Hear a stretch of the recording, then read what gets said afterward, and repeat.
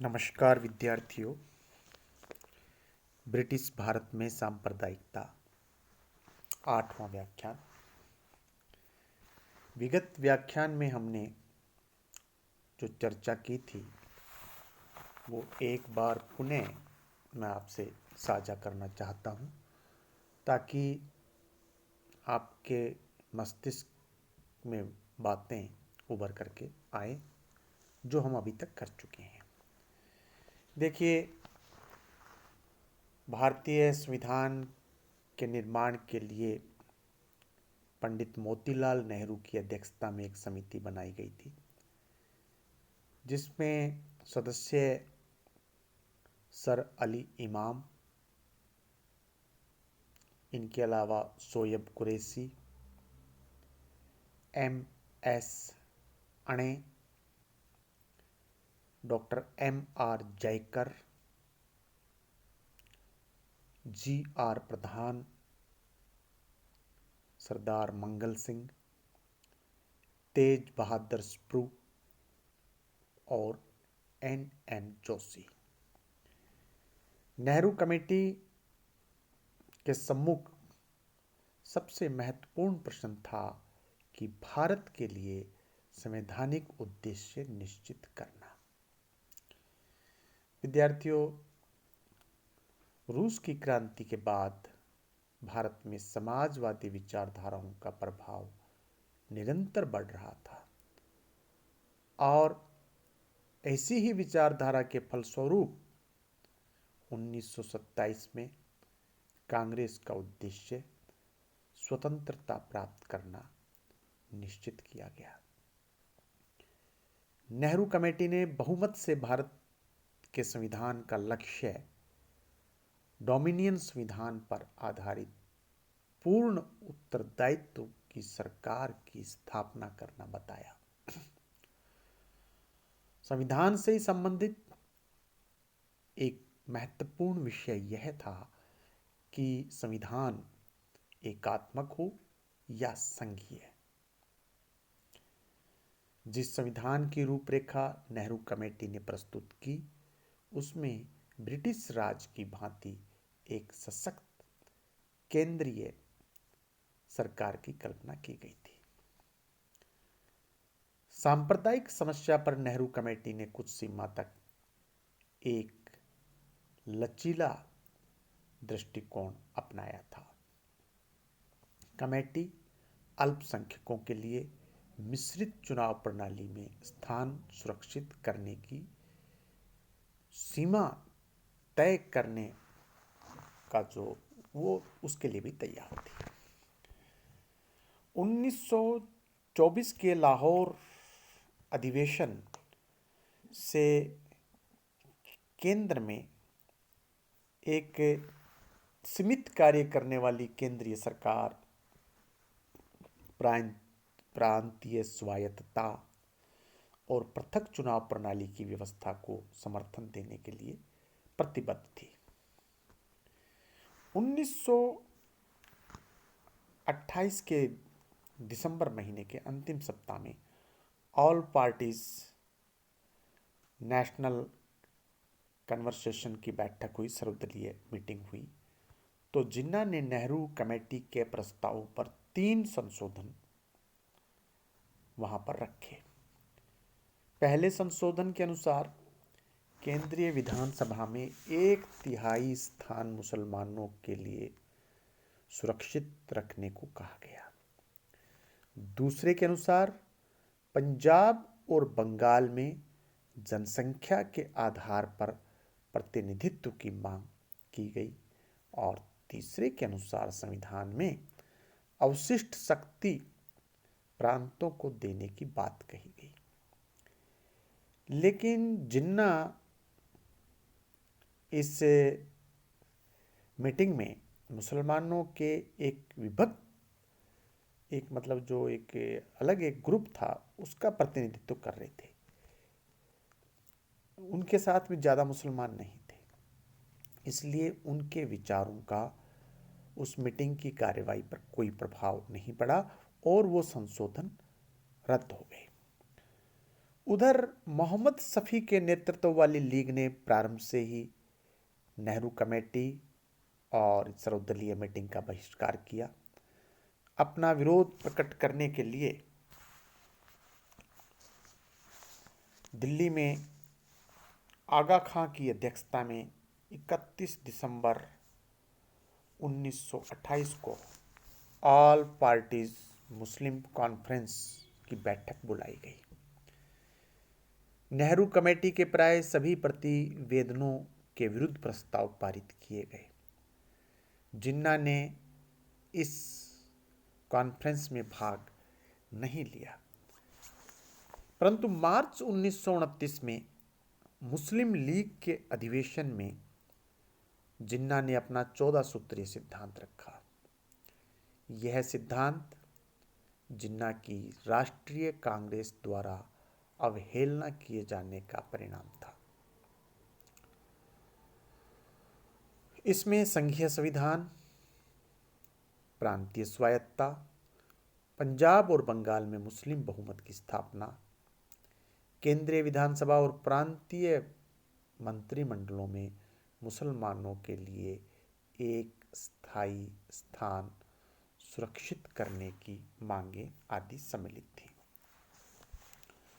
1929 में राष्ट्रीय कांग्रेस ने पूर्ण स्वतंत्रता का अपना लक्ष्य घोषित किया और 1930 का वर्ष सविनय अवज्ञा आंदोलन का था। आप जानते हैं विद्यार्थियों इस बात को। आप यह भी जानते हैं कि राजनीतिक जो अवरोध था उसको समाप्त करने के लिए लॉर्ड इरविन की पहल पर लंदन में गोलमेज सम्मेलन बुलाया गया। इस सम्मेलन की मुख्य विशेषता थी कि इसमें देशी रियासतों द्वारा एक संघीय संविधान के अंतर्गत केंद्र में उत्तरदायी सरकार को स्थापित करने के सुझाव का समर्थन। जो स्टेट्स थी हमारे यहाँ, जो रजवाड़े थे, वो इस बात के लिए तैयार थे, परंतु किसी भी संविधान के निर्माण की सबसे बड़ी बाधा सांप्रदायिक असहमति थी। वही वस्तुतः केंद्रीय संविधान के स्वरूप, अवशिष्ट अधिकारों के निर्णय जैसे महत्वपूर्ण प्रश्नों का समाधान असफल बना रही थी। कौन बना रही थी? सांप्रदायिक असहमति। गोलमेज सम्मेलन में मुस्लिम प्रतिनिधिमंडल के ऊपर निरंतर निवृत्त भारतीय सिविल सेवा, जो इंडियन सिविल सर्विसेज के सदस्यों और भारत विरोधी कंजर्वेटिव पार्टी के एक वर्ग का प्रभाव बढ़ता जा रहा था।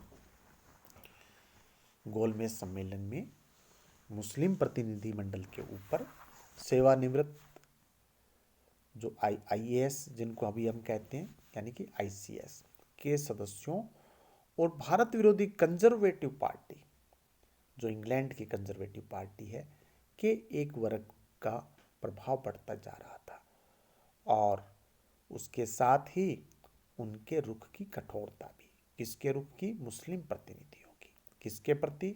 भारत और कांग्रेस के प्रति। सितंबर 1931 में दूसरा गोलमेज सम्मेलन में स्वयं गांधी ने भाग लिया, महात्मा गांधी ने, परंतु उनके भावपूर्ण भाषणों से समस्या के समाधान में कोई सहायता नहीं मिली। ब्रिटिश सरकार ने इन्हीं परिस्थितियों में 1932 में कम्युनल अवार्ड, सांप्रदायिक पंचाट जिसको कहते हैं विद्यार्थियों, की घोषणा कर दी। इस निर्णय के अधीन मुस्लिम, ईसाई, सिख और भारतीय ईसाई और एंग्लो इंडियन समुदायों को विभिन्न प्रांतीय विधानसभाओं में अपने समुदाय के प्रतिनिधियों को पृथक चुनाव प्रणाली के माध्यम से चुनने का अधिकार दिया गया। इतना ही नहीं, हिंदू जाति के अंतर्गत आने वाले, जिनको दलित वर्ग कहा जाता था, डॉक्टर अंबेडकर के प्रयत्नों के कारण उनके प्रतिनिधियों को चुनने के लिए भी पृथक चुनाव प्रणाली की सुविधा दी गई। महात्मा गांधी ने इस व्यवस्था के विरुद्ध आमरण अनशन प्रारंभ कर दिया और वो अनशन से लग रहा था कि महात्मा गांधी का जीवन खतरे में है और फिर विद्यार्थियों पूना समझौता हुआ, पूना पैक्ट हुआ और पूना समझौते के द्वारा सांप्रदायिक जो निर्णय से उसके अंतर्गत जो निर्णय किया गया था सांप्रदायिक पंचाट के अंतर, उसमें संशोधन किया गया। और तीसरे गोलमेज सम्मेलन में दिसंबर 1932 में एक पूरक सांप्रदायी निर्णय द्वारा एक सप्लीमेंट्री डिसीजन डाला गया। केंद्रीय विधानसभा में मुसलमानों के लिए 1/3 स्थानों को सुरक्षित रखने की घोषणा की गई। ब्रिटिश सरकार की इसी हिमायती नीति का परिणाम यह हुआ कि 1935 के फेडरल असेंबली के 250 स्थानों में 82 स्थान सुरक्षित किए गए। यह कुल स्थानों का 1/3 था, जबकि मुसलमान कुल जनसंख्या का 1/4 से भी कम थे। यह कहना कि ब्रिटिश सरकार अपने निर्णयों में लखनऊ समझौते का पालन कर रही थी, इस अर्थ में यह असंगत सिद्ध होता है। ये उसका सही ढंग से पालना उसकी नहीं हो रही थी। लखनऊ समझौता अल्पसंख्यकों के प्रतिनिधित्व को, चाहे वे हिंदू हों या मुस्लिम, जनसंख्या के अनुपात से अधिक रखने के पक्ष में था, लेकिन ब्रिटिश सरकार द्वारा इसका उपयोग केवल मुसलमानों के संबंध में उनका डिसीजन आया और मुसलमानों के संबंध में अपना कर्तव्य ब्रिटिश सरकार ने अवश्य पूरा किया। दायित्व था कि वे अक्षरशः उस समझौते का पालन करते और सभी, चाहे वो ईसाई थे, एंग्लो इंडियन थे, हिंदू थे, सिख थे, सभी के लिए जो भी स्थान थे वो स्थान उनके लिए आरक्षित किए जाते। विद्यार्थियों, धीरे धीरे राजनीति का सांप्रदायिकीकरण हो रहा था, खासकर 1922 के बाद के वर्षों में। हिंदू सांप्रदायिक शक्तियां एक संगठित राजनीतिक दल में उभर रही थी। इस संबंध में 2 संगठन प्रमुख थे। एक था हिंदू महासभा, जिसकी स्थापना 9 अप्रैल 1915 को हरिद्वार में की गई और इसके प्रारंभिक वर्षों में इसके साथ राष्ट्रीय आंदोलन के उन सभी प्रमुख नेताओं का संबंध था। यानी भारतीय राष्ट्रीय कांग्रेस के जो सदस्य थे, बड़े नेता, वो इसके भी थे, जिसमें साधारणतः नरमपंथी सांप्रदायिक, जिन्हें साधारणतः नरमपंथी सांप्रदायिक नेता कहा जाता है। इसमें प्रमुख नाम विद्यार्थियों मदन मोहन मालवीय और लाला लाजपत राय थे। हिंदू महासभा के प्रथम अध्यक्षीय भाषण में महाराजा मनिंद्र चंद्र नंदी ने यह आशंका प्रकट की थी कि धर्म परिवर्तन की सुविधा के अभाव में यानी कि जो हिंदू पहले मुसलमान बन गए थे, दबाव में, किसी भय के कारण, अत्याचारों से पीड़ित होकर के, उनको वापस हिंदू धर्म में लाने की कोई सुविधा नहीं थी और महाराजा मनिंद्र चंद्र नंदी का मानना था कि इससे देश की जनसंख्या में हिंदुओं की संख्या कम हो सकती है। परंतु इससे यह नहीं समझना चाहिए कि उग्रवादी सांप्रदायिक राष्ट्रीयता का प्रारंभ यहीं से हो जाता है। अभी भी हिंदू महासभा और राष्ट्रीय कांग्रेस की सदस्यता साथ साथ रखी जा सकती थी। मदन मोहन मालवीय हिंदू महासभा के सबसे प्रतिष्ठित नेताओं में थे और 1933 के अधिवेशन में उन्होंने हिंदुओं को संगठित करने का आह्वान किया था। बनारस के इसी अधिवेशन में शुद्धि जैसे आंदोलनों का स्वागत किया गया था, जिससे कोई हिंदू जो मुसलमान बन गया और पुनः हिंदू बनना चाहता था, वो शुद्धि आंदोलन की बात है विद्यार्थियों। इसी प्रकार राष्ट्रवादी होते हुए भी लाला लाजपत राय ने हिंदू महासभा के साथ अपना सक्रिय संबंध बनाए रखा। अन्य प्रमुख नेताओं में मुकुंदराव जयकर का नाम और राजा नरेंद्र नाथ, ये महत्वपूर्ण नाम भी इसमें सम्मिलित है। 1930-32 तक हिंदू महासभा संकीर्णता की राजनीति से अलग रही और हिंदुओं के अधिकारों की मांग करते हुए भी अन्य समुदायों के साथ भारत को ब्रिटिश प्रभुत्व से मुक्त करने के प्रयासों में सहयोग के लिए तत्पर थी। हिंदू सांप्रदायिकता को लोकप्रियता देने और उसे आर्थिक और सामाजिक रूप से निम्न वर्ग तक पहुंचाने में राष्ट्रीय स्वयंसेवक की भूमिका प्रमुख थी। 19 संघ की स्थापना 1927 में डॉक्टर B.S. मुंजे ने नागपुर में की थी और 1930 के प्रारंभ से होने वाले दशक में उत्तरोत्तर बढ़ती मुस्लिम सांप्रदायिकता के प्रत्युत्तर के रूप में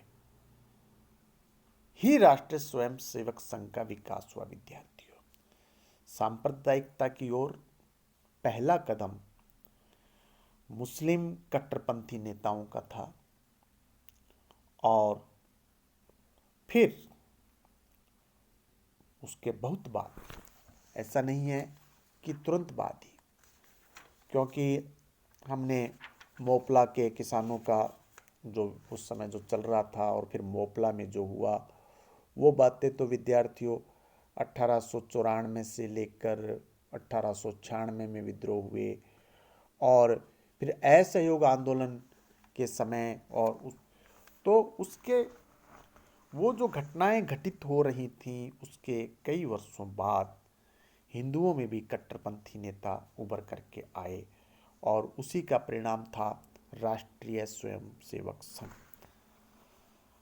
परंतु राष्ट्रीय स्वयंसेवक को विस्तृत और संगठित करने में डॉक्टर हेडगेवार का योगदान है। इसको देश के कोने कोने में एक श्रेणीबद्ध संगठन के रूप में लोकप्रिय बनाने का काम M.S. गोलवलकर का था, जो 1940 में सरसंघ चालक बने, यानी कि राष्ट्रीय स्वयंसेवक संघ के प्रमुख बने।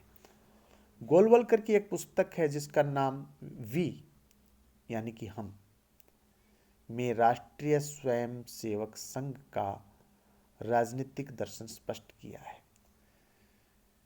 उस पुस्तक को पढ़ने से विद्यार्थियों साफ स्पष्ट जो ध्वनि है फांसीवाद के सिद्धांत उस पुस्तक में पढ़ने को मिलते हैं। संघ का नारा हिंदुस्तान हिंदुओं का। विद्यार्थियों, यद्यपि यह नारा ठीक नहीं ठहराया जा सकता है, क्योंकि हिंदुस्तान में विभिन्न धर्म, विभिन्न जातियां, संप्रदाय, भाषा भाषी, ये विविधता में एकता का देश है। इससे समाज की स्थितियां बिगड़ने, ठीक है वो हिंदू समाज की रक्षा के लिए संगठन बनाया गया, लेकिन भावनाओं को इस प्रकार से उभारना कि हिंदुस्तान हिंदुओं के लिए है, ये इसका समर्थन नहीं किया जा सकता, लेकिन ये नारा उन्होंने दिया। इसने विशेषतः हिंदू युवकों को आकर्षित किया, उनको हथियार चलाने सिखाए, प्रशिक्षण दिया, लाठी चलाने का, कटार चलाने का, तलवार चलाने का। जिससे देश को विदेशियों और मुस्लिम प्रभाव से मुक्त किया जा सके। यद्यपि विद्यार्थियों, ये जो प्रशिक्षण देने का कार्य, हथियार देने का कार्य, ये एक डिफेंस के रूप में, क्योंकि जो मुस्लिम कट्टरपंथी थे वो तलवारें, कटारें, इस प्रकार के घातक हथियारों का इस्तेमाल करते थे। तो यह समाज दूसरा जो एक समाज उग्र हो गया, उससे डिफेंस के लिए हैं। हालांकि तकलीफ होती है ऐसी बातें पढ़ते हुए, पढ़ाते हुए, कि कैसे एक समाज उग्र होता है, फिर उसकी प्रतिक्रिया में दूसरे समाज को उग्र होना पड़ता है। तो अब पता नहीं, हम जो इतिहास पढ़ रहे हैं, चर्चा कर रहे हैं, वो आने वाली पीढ़ियों को किस प्रकार से दिशा निर्देश करेगा। लेकिन हिंसा का समर्थन नहीं किया जा सकता, चाहे वो मुसलमानों की तरफ से हो, चाहे वो हिंदुओं की तरफ से हो। तो ये प्रशिक्षण देने की व्यवस्था की, और राष्ट्रीय स्वयंसेवक संघ का उद्देश्य हिंदुओं की रक्षा मुस्लिम कट्टरपंथियों से, और इसी के साथ साथ वो नारा दे रहे हैं हिंदुस्तान हिंदुओं का। विद्यार्थियों, एक अनुमान के अनुसार बम्बई में 1946 के अंत तक संघ की सदस्यता 28,000 थी और पंजाब में 46,000। संघ का प्रमुख कार्यालय नागपुर में था, आज भी है। जैसा कि अनुमान लगाया जा सकता है, मुसलमानों के विरुद्ध सांप्रदायिक हिंसा में राष्ट्रीय स्वयंसेवक संघ और इससे प्रभावित, इसकी विचारधारा से प्रभावित हिंदुओं की जो सक्रिय भूमिका थी। से इस अगले व्याख्यान में बहुत बहुत